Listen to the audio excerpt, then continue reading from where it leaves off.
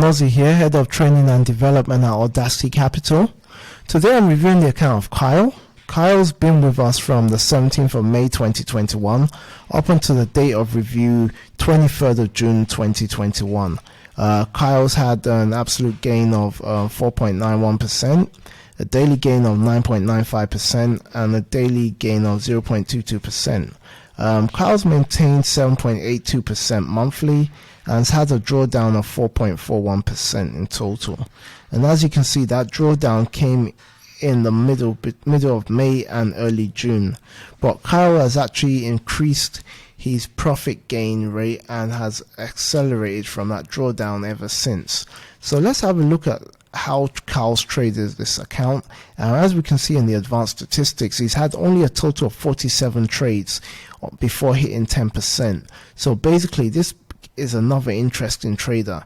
He's only won 22 out of 47, which represents a 47% gain rate, and he's lost 25 out of 47, which represents 53%. So Kyle has lost 53% of his trades, but overall has still hit 10%. This is what we're seeing with disruptive traders. Traders don't need to be right all the time. They can still be wrong and make money, and this is a statistic that complements that theory.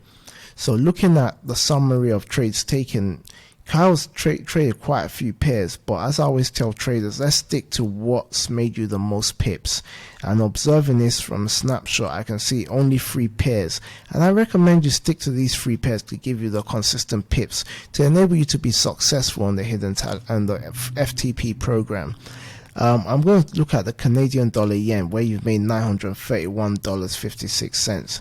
That's a pair you should be mastering and stick to. Make that part of your watch list.